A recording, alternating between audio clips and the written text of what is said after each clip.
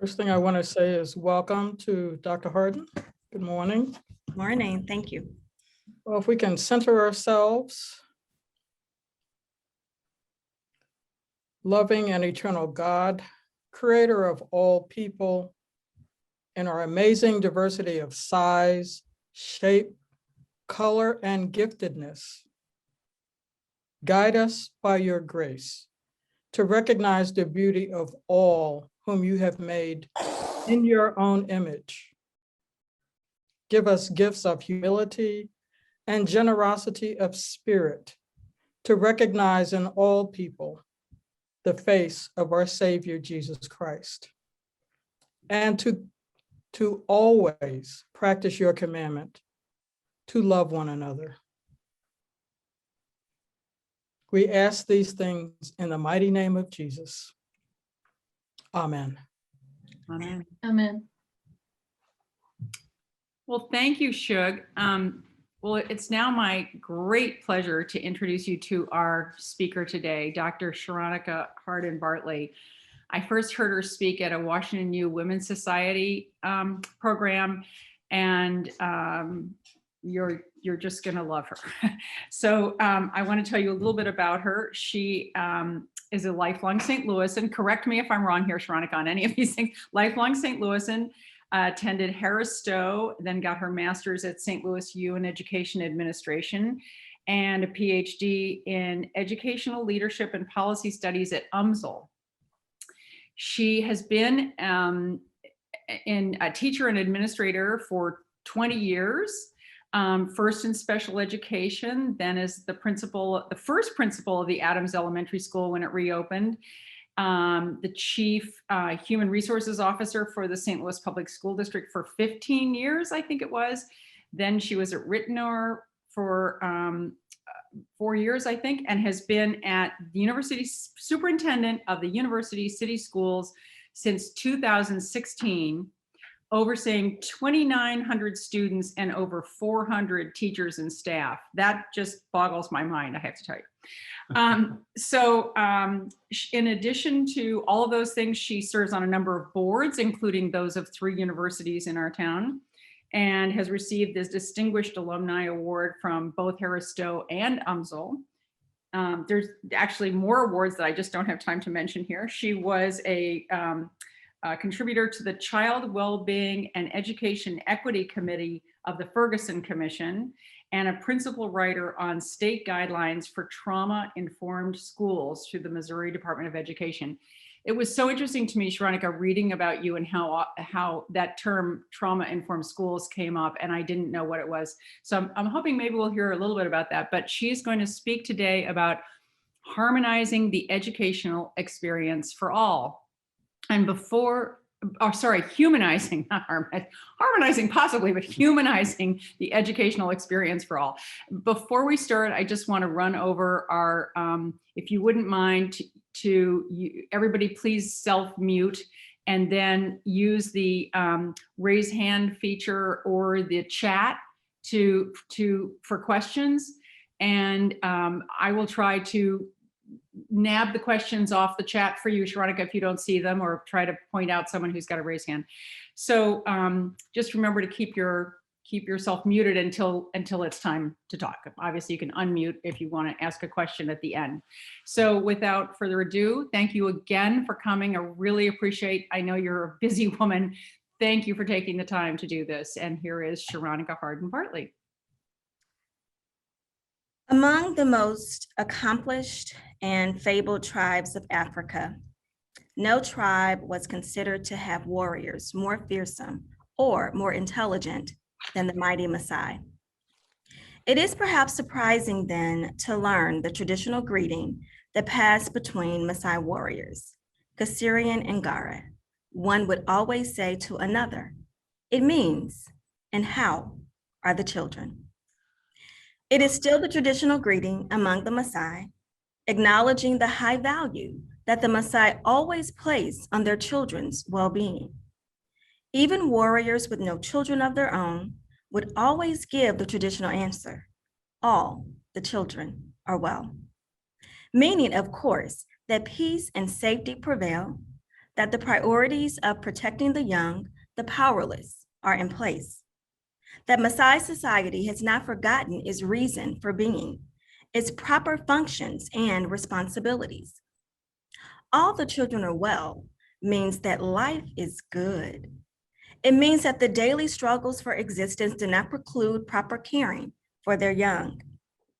I wonder how it might affect our consciousness of our own children's welfare if in our culture we took to greeting each other with this daily question, and how are the children? I wonder if we heard their question and passed it along to each other a dozen times a day, if it will begin to make a difference in the reality of how children are thought of and cared for and about in our own country. I wonder if every adult among us, parent and non-parent alike, felt an equal weight for the daily care and protection of all the children in our community, in our town, in our state, in our country. I wonder if we could truly say, without any hesitation, the children are well. Yes, all of the children are well. Good morning, St. Peter's. I am Sharonica Hardin-Bartley. I am happy to be with you this morning. Thank you, Katie, for extending this heartfelt invitation. I feel like I'm at home. I worship at two churches right now, Shalom City of Peace in North County, and also the Family Church right here in University City. So I'm really trying to decide where I'm going to land, but I was a longtime member of Shalom, and Pastor Brent Rome is pastor of One Family, and he's trying to rein me in. So to be determined, but I show up to you today as a Christian first, as a mother, as a wife, as a daughter, as a sister, as a friend. And oh, by the way, I also serve as a superintendent. But that is what I do. It is not who I am. And so I am in a space where I can say that I am honored to have God guide and direct my path, guide and direct the purpose that I know that He has for my life. And so I'm going to talk to you briefly about humanizing education for all children. And you may wonder, well, why do we have to talk about that? That's just something that we do. And I'm here to tell you today that many of our young people they're not well. And it is a moral and ethical responsibility that I carry to ensure that I do my part to make sure that they are. So when we think about the term humanize, I'm giving you the U City context. That's why I've served, and I'm in my 25th year, Katie. So 5 more years. So yeah, I'll start 26 in July. But this is about the work that we're doing here in University City. And I'm very proud of our work. We have a lot more to do, but I'm going to highlight what we have been doing when it comes to humanizing education. So humanized, the definition, make something more humane or civilized. His purpose was to humanize conditions in education. Synonyms: civilize, improve, educate, enlighten, instruct. Assign human characteristics to a behavior, to personalize. When we think about that, we have this thing called COVID that has plagued our world, that has disrupted our entire way of being, and that has highlighted many of the inequities, the injustices, the oppression, the marginalization, particularly for children, and specifically in the US context, children of color and children in poverty. It's not an opinion that I have, it is rooted in fact. So as I talk to you today, I'm going to try to give you a little bit, and bless you, give you a little bit about the context of schools as I see them, thinking about how education has changed. I want you just to take a moment. All of us have had teachers. That's one thing that I always say, and that's why I love this profession. At some point, whether it was in a parochial school, a religious school, an independent school, a private school, a public school, a home school, we've all had teachers. So when you think about your teacher, that teacher that just resonates with you, that just lights a spark, that causes you to smile a little bit, just put in the chat quickly, what characteristic, just one, reflects that teacher? Just one characteristic. You can just type it in the chat.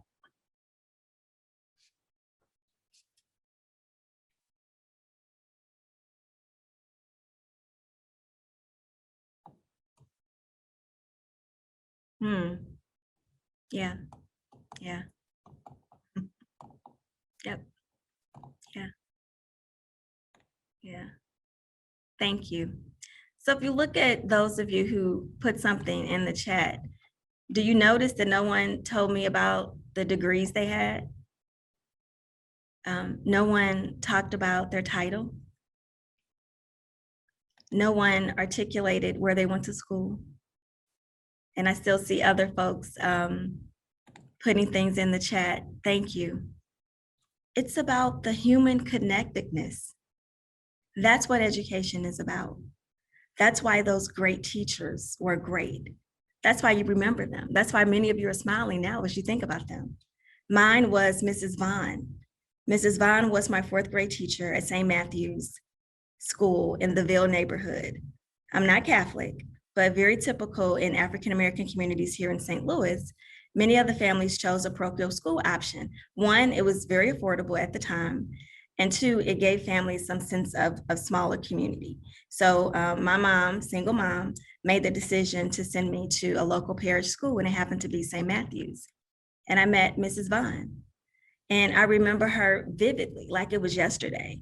She had a classroom full of all African-American children from the Ville neighborhood. And she empowered in us this spirit of brilliance, that we could do anything that we wanted to do. And I literally thought that I could. And that we were the most amazing human beings. And she told us that almost every day, multiple times a day, even when we weren't behaving in such an amazing way. And I carry that with me because that is what I want all of my students in the school district of University City to experience today. I'll contrast that. I moved on to a school in West County, and it was the Rockwood School District. And I moved on at a time when the desegregation program was in its infancy stage. And I attended a Rockwood school for elementary school and continued through high school. And I, for the first time, didn't understand it as a child, because I was a kid. For the first time, experienced racism, experienced marginalization, experienced oppression in a way that has shaped who I am as a human being. And so I've taken my experience from St. Matthew's, my experience from Rockwood, and I use those experiences because I don't believe that any experience is a bad one if you learn something from it. And I bring those experiences with me to the work that I do. So I want to make sure that no child feels like an outcast, like I did, that no child has teachers who pronounce their name. Now, my name is Sharonica. It's phonetically spelled Veronica. I was always Veronica. I never understood that. And I just started to answer to it. To many of my classmates to this day, they see me, hey, Veronica. I'm like, nope, it's actually Sharonica. So when you wrote those things in the chat, that's what every child should experience. And I'm here to tell you that many don't. Many don't have a teacher that is loving, that is caring. Many don't have a teacher that sees them for the tremendous amount of human potential that they are. Many don't have a teacher that pushes them, that makes learning fun and engaging. And how does that impact them as an adult? It has a significant impact. So this is an urgent conversation. And this is one that I'm extraordinarily passionate about.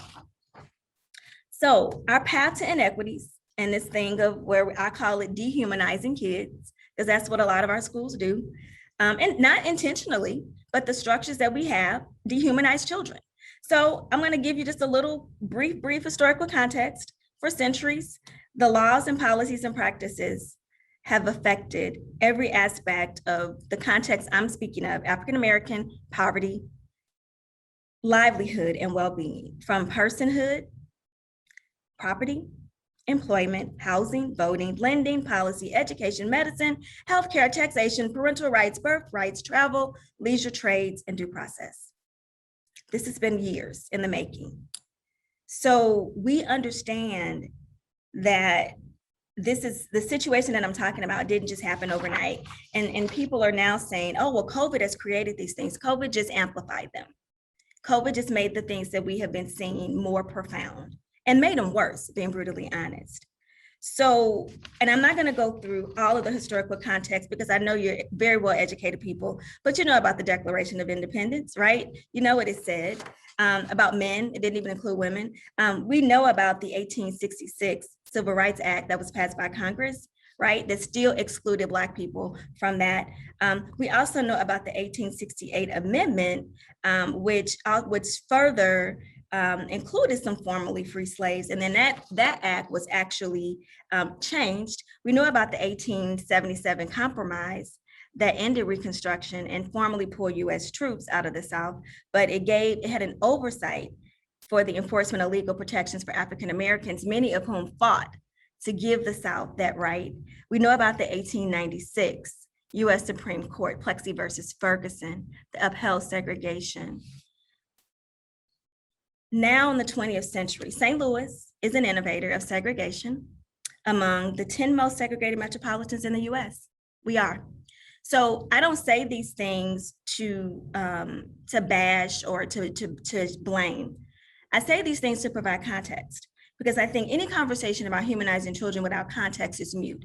So as we think about the 20th century, we're still seeing a lot of these issues that have plagued our city for many, many years: racial zoning, restrictive deed covenants, redlining of African-American neighborhoods, still now, exclusionary zoning, urban renewal, displacement projects, racial steering in real estate, suburban subdivision covenants barring African-Americans from buying homes. Now, fortunately, that legislation is no longer. So what do I see as some solutions to that? And why is this equity conversation and the work that I do in U City so very important? When children don't feel loved, valued, affirmed, appreciated, and have their basic needs met, like I have my tea, some of you have your coffee. If I don't have my tea or my coffee, I can't really function, right? We have our homes. I'm in my office at work. We have the people around us that love us. We probably have food. We're probably going to get a meal when we finish this call, or when you finish church. You probably had no problem picking out what you were going to wear. You had plenty of clothes. I'm sure if you know your teeth are probably healthy. You don't have toothaches. You don't have any decay going on in your mouth. You probably don't have any pains in your tummy because you're hungry, because your last meal was yesterday at noon at school for lunch. So when we think about the basic needs of students, the basic needs of children, just the essential needs of children, there's this thing called toxic stress. There's this thing called stress. And we're seeing the connection between toxic stress and physical health. I don't know if I have any physicians in the house, but I know you understand what I'm talking about.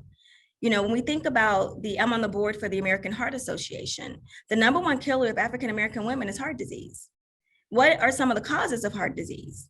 Definitely hereditary, definitely diet, but stress. They're generational issues that are plaguing large communities of people. Sometimes it's lack of education, but it is diet, it is stress, it is all the things that are a byproduct of what happens in school. These children that I'm talking about don't grow up and without support just become miraculous, healthy humans. They carry those woes with them. So a data point, there is an 18-year difference in life expectancy between neighborhoods near Grand Center, right, where our fabulous Fox and the Symphony are, versus students living in Clayton. 18 years life expectancy. Infant death rate is 3 times greater for African-American babies in our region. And there's a vastly higher death rate among African-Americans from chronic diseases like the heart disease I talked about, cancer, stroke, asthma, diabetes, and suicide. Our children are well, and we have to own that. And I think that's the first part of addressing it. So trauma, and I'm glad that Katie brought it up. There's this study called the ACEs study. It's the Adverse Childhood Experiences. Adverse Childhood Experiences, ACEs. And the study was actually conducted on middle-class white people. And they looked at the number of adverse childhood experiences that these individuals had in their lives. The death of a parent, job loss of a parent, seeing a traumatic event, physical abuse, mental abuse, drug abuse. They looked at those and they correlated the amount of ACEs that an individual had to mental health. They correlated the amount of ACEs that an individual had to, again, some of these health conditions that I mentioned, and also, again, to their life expectancy. So in education, we look at the ACEs study. And what we are seeing is that I would say African-American children in poverty have, on average, 3 to 4 ACEs that they're combating, on average. And they come to school and they show up with all of that stuff. And we can't say, you know what? I know that your dad was taken from the home and he's incarcerated and you don't know when you're going to see him again, but just come on in here and let's learn math, science, social studies, and writing. Oh, I know that you were outside when that person was murdered and you saw the police driving up and put the sheet over him. And I'm so sorry. Just come on in here and we're going to come in school and we're going to teach you. I know your mom beats you every day because she doesn't know how to cope with her stressors. So she hits you a lot and you come to school with bruises. And, we're going to call DFS and get them to take care of that. But we'll take care of mom, but you just still come on in here and be a good little student. That's not life. Many of us as adults can't handle the things that my children endure, and not just you city children. And I want to be very clear about trauma. I'm talking about the majority of students, but trauma impacts affluent Black people. It impacts affluent white people. It impacts religious folk, non-religious folk. It impacts all of us. So when I talk about humanize, it's all of our children. And that's why I said all, everybody. And we can't think about, what looks like something that's warm and fuzzy on the outside, or this White House and the picket fence. We have to understand as educators and as community members, as faith-based organizations, that just because on the surface it looks great. My high school, Lafayette High School, I'm a Lafayette graduate.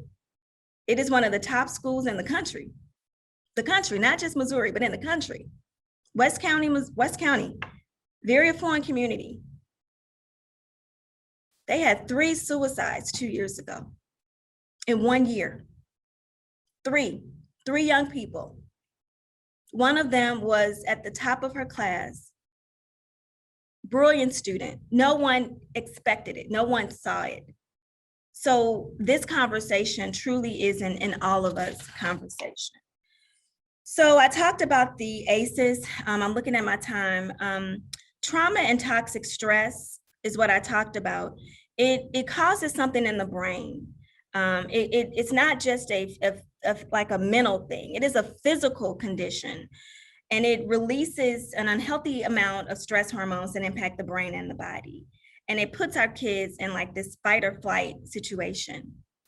And we see that in schools. We talk about the school to prison pipeline. We see it.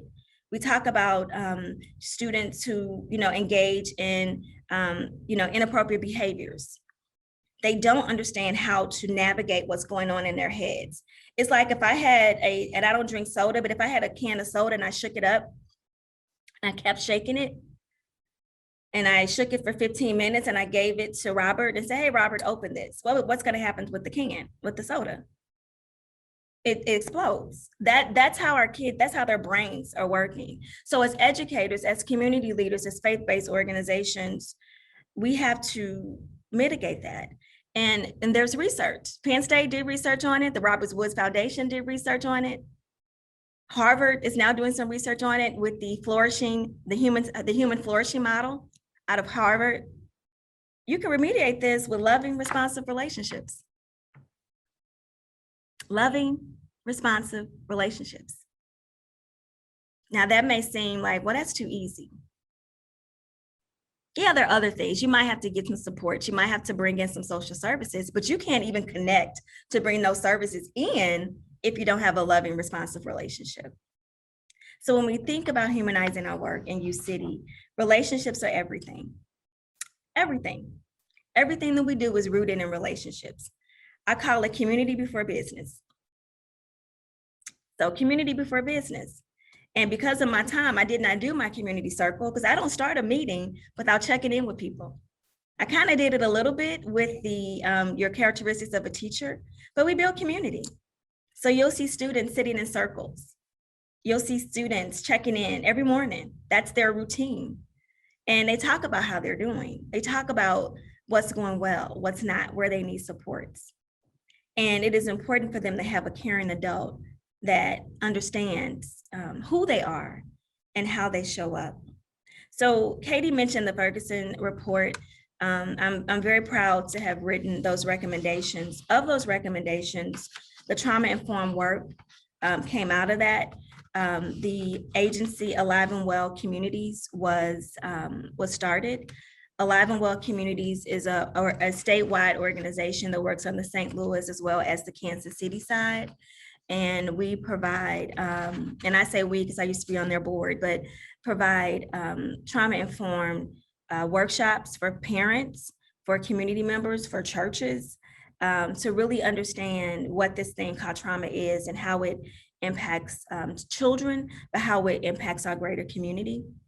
Also out of that work was work focused on looking at our discipline practices, understanding that, the punitive practices that we have don't help children be well. It increases the prison system. We have $1 billion business that's booming. And so it enhances that, but it doesn't help change the trajectory for the children that we're caring for. So we talk about preventive measures, restorative practices that we can implement to restore the harm that has been done and educate children about their actions and how their actions have harmed others, and giving those that have been harmed the opportunity to make that harm right. We also called out work and support around students having what they needed from a medical healthcare perspective, knowing that many of our children don't get the proper healthcare that they need. There are many reasons for that, but how do we make sure that those healthcare options are affordable and accessible? So school-based health centers was one of our recommendations. And now we have 3 throughout our region in Jennings and Riverview Gardens. 4, I'm sorry. Jennings, Riverview Gardens, Normandy, and in St. Louis Public. U City is in the process of cultivating a school-based health center here to serve our communities. So that is what really humanize means. And I didn't talk about, the curriculum. The curriculum that will happen. We understand that we have to have the standards. We understand that children have to be smart. We want them to go out and do amazing things like you all. But if they're not well, if they don't have the basic needs met, if we don't look at them and see them as the tremendous amount of human potential that they are, we can't even get to the academics. So that is what we are aiming to do here in U City. And the work is so personal and important to me because I'm a little girl from North St. Louis City, raised by a single mom who was bused out to West County, far, far away. I thought West County was out of town somewhere. And now the Outlet Mall is one of my favorite destinations. I go there like that. And the trauma that I experienced as a child, not just in school, but personal trauma. I'm not supposed to be here. But I'm here because I had teachers who believed in me, who loved on me. Even though I had some bad apples, I had enough good ones to counter that. And that gave me hope. Our children want hope. And with COVID, they are afraid. Their families are afraid. I have a number of undocumented families that live in U City. And when COVID happened, their way of being just changed. They were hospitality workers, most of them. They were housekeepers in many of the hotels. And they can't get any aid. They can't go and apply for the stimulus checks. They can't benefit, but they've been here, they're hardworking, their children are here. And I don't have, I mean, your position on that could be whatever, but I have their babies. I have the children here who show up every day, who come to school, bright-eyed and bushy-tailed. And so seeing them and affirming them and loving them. I have my African-American babies that come, they show up, they have tremendous amount of trauma that they're navigating. Seeing them, loving them, and affirming them. I have my families who are white, who love U City. They love the diversity of U City. They show up in all different ways. It is our responsibility to love them, believe in them, and affirm them. So humanizing education for all means just that. We don't get to pick. I can't pick and choose who I'm going to humanize. I'm not going to humanize you. And we have all of our preconceived notions. Educators are very judgmental. And I have this conversation with my staff constantly.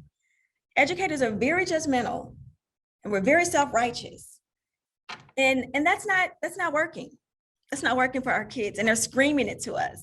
So we are looking to change that traditional one-sided way of education and make it a mosaic of educational experiences so that every child, no matter how they show up, how God creates them, what gifts and talents God pours into them, what their experiences may be, who their parents may be.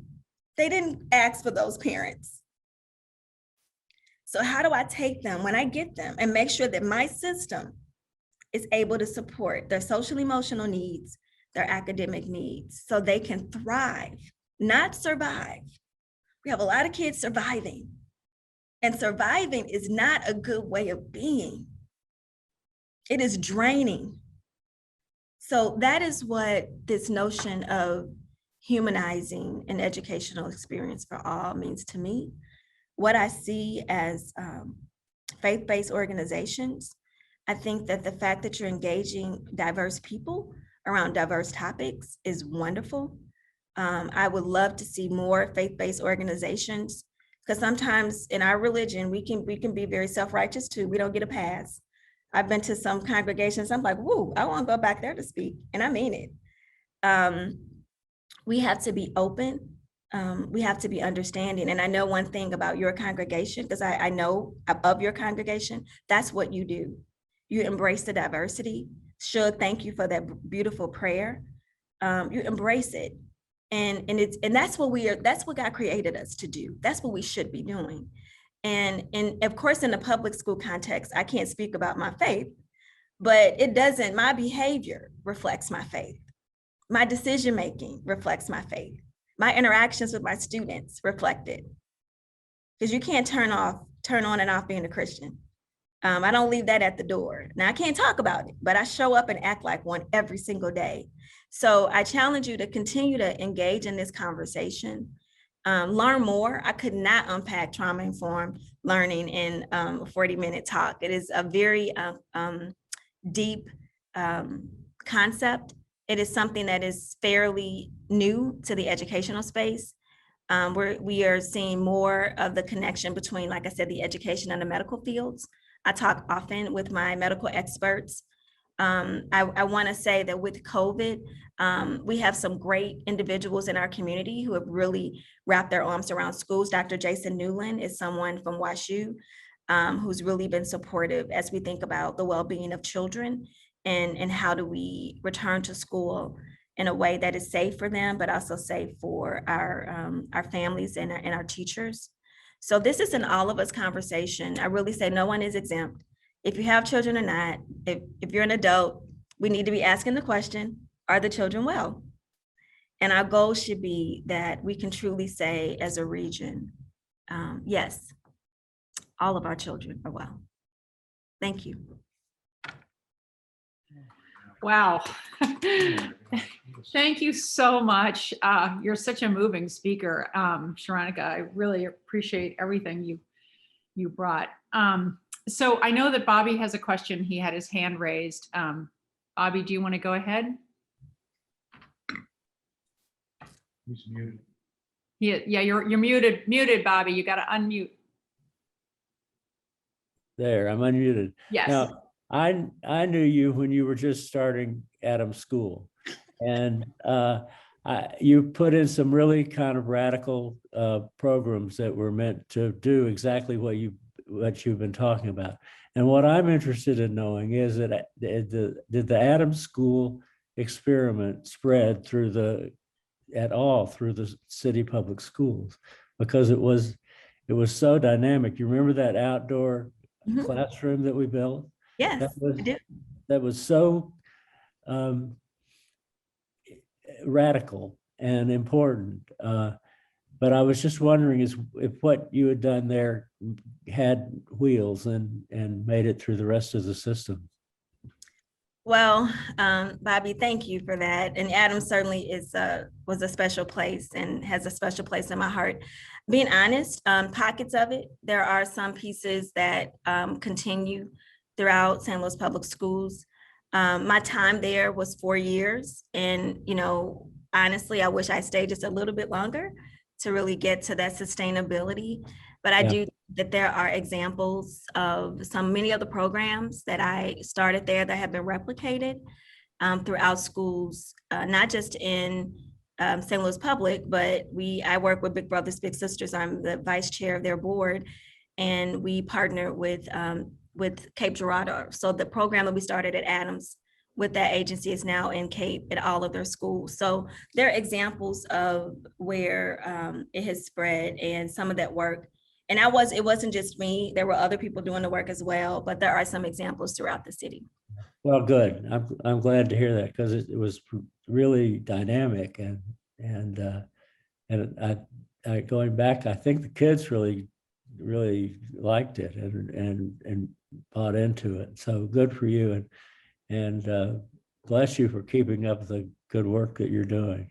And thanks for your talk today. Thank you. I see Catherine I knew Catherine was going to have some interesting questions because she's a doctor, and I think her work relates a lot to what you do. So just a couple of things. This might actually be a go-go necklace, but it could be a Maasai necklace. So I just wanted to appreciate your opening deeply. I also, as a physician, and I do a lot of work in trauma-informed care, just want to thank you for that amazing overview, and just to full-heartedly agree with you how important this is. I didn't used to know what it meant.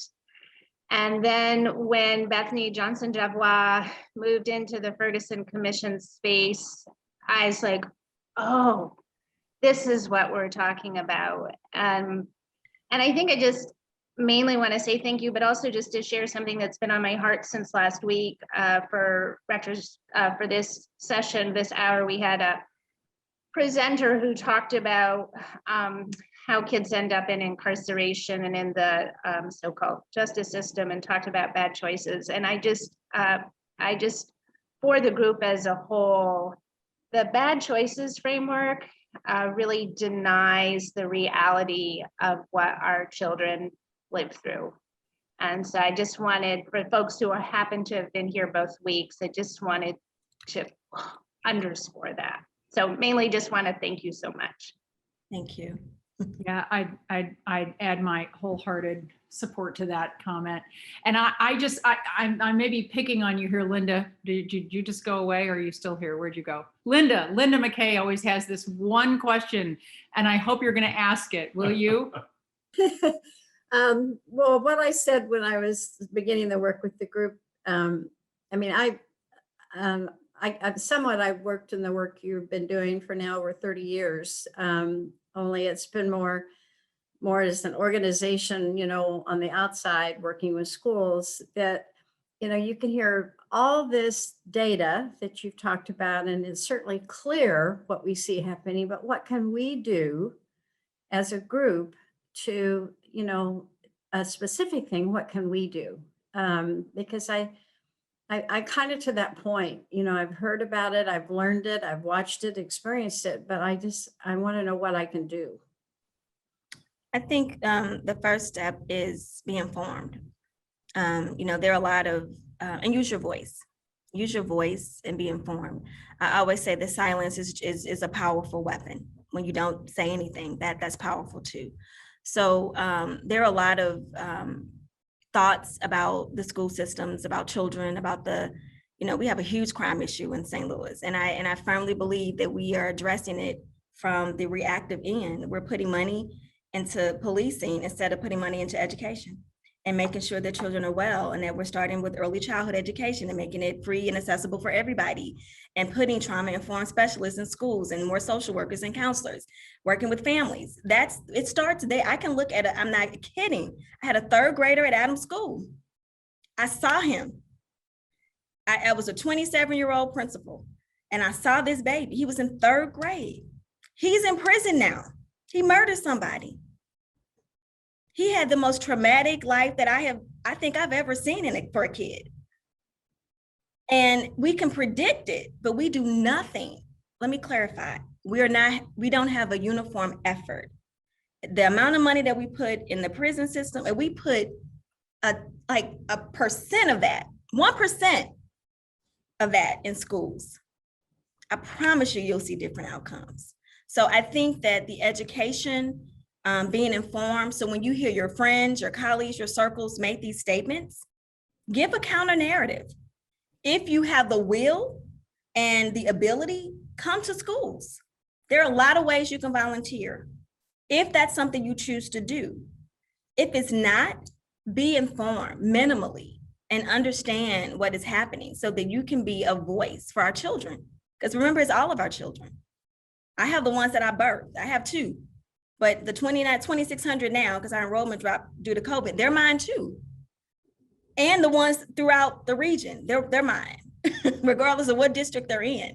So those are things that I think tangibly your organization can do. When we think about the basic needs, it's easy. It might, we have basic need drives constantly, because families cannot buy personal care items.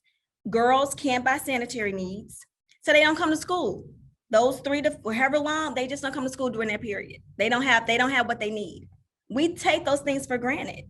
So those are things that, people who say, well, I don't want to come to the school, I really don't do kids, but they will drop off a bucket or a bag of toothpaste, deodorant, soap, and things like that I can put. We have a big, huge room of all of those things that we give out to families on a weekly basis based on need. Many schools have those. So there are a lot of different ways that I think you can help. Because again, if the basic needs, that adds to trauma, having a toothache or not being able to wash your body, and you have to go to school smelly. I mean, that's real. That's a reality for kids. And so I just think being informed, using your voice, and finding a way that you can engage no matter what level it is. And I think Shug had her hand raised. Yes, first, Dr. Hardin, I just want to thank you because, your passion is palpable and it is wonderful to see. And I will share with you that when Doris and I first moved here to St. Louis, we lived, as they say, spitting distance from Lafayette. And we were the only people of color in our subdivision, which was right across the street from where Lafayette is. And I think about 2 years after we were there, a Black family moved in, and one afternoon, the young lady who was a student at Lafayette there came into the subdivision, and I noticed that she was upset. And so we had conversation with her. And she said that some of the kids followed her as she walked home and said, "Where are you going? Don't you have to get your bus to go back to the city?" And she was like, "No, I just live right here." And they didn't believe her. So they followed her basically to make sure she wasn't going someplace where she wasn't supposed to be. And then later I overheard a conversation where there was a woman who was there after students were starting to be bused to Rockwood, who was told by the principal of one of the schools to make the kids that were bused less visible. Can't you make them less visible? So this kind of gave me an understanding of what was going on, at least in Rockwood. And then I learned, further out into the system. So my question for you is, how hard is it for you to get other educators, and I am a former educator, how hard is it for you to get other educators, particularly those that have been around for a while, and students to buy into this notion of humanizing, which for me translates into we're all part of this beloved community, or we should be? How hard is it for you to get people to buy into that? Well, I think if you follow the Rockwood is really not, it's not a good example. It's been in the news quite substantially lately. Yeah, it's not a good example. No. So it's not happening there. They are trying to do the work. One of my colleagues is one of the individuals who's been had death threats made against his life for doing the work. I will say that in U City, we're a small system, one, and we are starting to, the soil is ready. So we had to make sure that the soil was fertile. You can't put seeds in dead, soil and soil that is not healthy, so they won't grow. And so we had to make sure that we were taking care of the soil. So that's ready. And now we're planting seeds. And so I have teachers now that are just as passionate about the work as I am. They're advancing the work. Black teachers, white teachers, all types of teachers, younger teachers, senior teachers, female, male, they're all coming in and they're taking hold of the work. And that's where you see it having power. It can't just be at the top. Students, U City has the most amazing students. I want to call out an op-ed. His name is Ian Feld. Look him up. He wrote an op-ed to the St. Louis Post-Dispatch about the legislation that is opposing any type of diversity curriculum being taught in schools. And so Ian because he just got the Mr. Perfect designation because he wasn't salutatorian or valedictorian, but he has he's had all A's all through high school. He just didn't have the weights. But Ian is graduating on tomorrow. And he's one of my white students who is a gem. I adore him, but he wrote a very powerful op-ed. And if you read it, that is what U City is about. That's giving students voice. So we said, Ian, kids, here's the legislation. And we gave them the platform, and then we connected with the Post-Dispatch to get their voice out there. We do many activities like that to make sure that our students are heard, to make sure that we're listening to them, to make sure that they're guiding us. I don't think I could handle being a kid right now. The social media and the things that they have access to, it is so different than when I was their age. And so we have to understand that. And yes, we're the adults. I'm the expert. I am the adult. I know that. However, I can still learn from them. And so using opportunities to engage students. And one of the positives that we have done with Rockwood, they have an executive director, Terry Harris. We convened a group of young people through our Alive and Well work. And we had students from Parkway, Rockwood, St. Louis Public, U City, Ridner, Pattonville, Hazelwood. I'm missing one. And they all came together at Lafayette, and they were all together. We had about 200 students together, and they talked about what safety meant to them. And all of them, they talked about the conditions that they needed for school to be effective. The number one thing was safety. And it wasn't physical safety, it was emotional safety. All of the kids in all of those diverse different schools, emotional safety was the number one thing. So we are bringing kids together in a way that, and this was pre-COVID, we had a lot of things planned pre-COVID, but we're working to get that group back going. But those are some examples of how we are engaging children and young people in this conversation so that they can be agents of change, because they're the future, and we have to empower them and give them the tools that they need so that they can continue to carry this work forward. Wow. So there's a big mountain in front of you is what I keep seeing. And I see you charging it with the most amazing passion and grace and generosity. So I'm hope that we can all everyone here can be a part of that. It's just, and I thank you so much. And does anyone else have one last question before we close out? Because I was going to ask Shug. Oh yeah, Jimmy. Yeah, so the health services that are at the school-based health center, they vary. They do have reproductive health, so they do look at preventive things. They provide basic physical examinations. If there is a need for something outside of a family practitioner, they refer those services out. And I would say that a bulk of the work is around the mental health. So working on mental health, making referrals for therapeutic services and things of that nature. And do you have counselors there as well as part of that? I mean, I know most schools have a counselor, but often I think it isn't enough. Yeah, we don't have school-based health centers in U City. I was speaking of the 4 that are throughout the region. But we work with BJC, their behavior health arm. We also partner with Lutheran Family Services, which has a lot of mental health supports. Youth in Need is another agency, and then Preferred Family Health. So those are the agencies that we are currently partnering with to provide that therapeutic support. And we also partner with the Christian therapeutic entity, African American community. It's a cultural piece. We just get on our knees and pray. We don't need to talk to anybody. We just pray to God and he's going to take care of it. So we found a Christian-based therapeutic company that is Black owned in Overland that we refer families to, because my goal is to help, to get the kids what they need. And some kids need help. We can pray too, but you also might need to go speak to someone who's a licensed professional that can help you. And so that has proved to really open the door for more of our families to seek and use those services. Okay.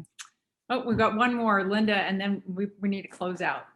I'd like to have you kind of talk to us about COVID, what you see as far as the year lost for a lot of families and what the plan is for going forward with what you all dealt with COVID.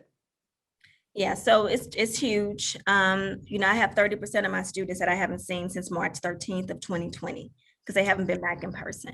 So we have an extended summer academy that starts on June 7th called Camp U that will bring literacy and numeracy and also enrichment from all of our community partners.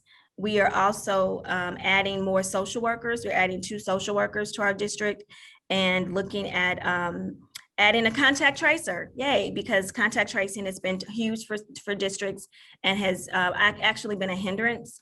So we'll be doing that. And then we're still educating people. We hosted a vaccination clinic for students 12 and up on Wednesday here in the district.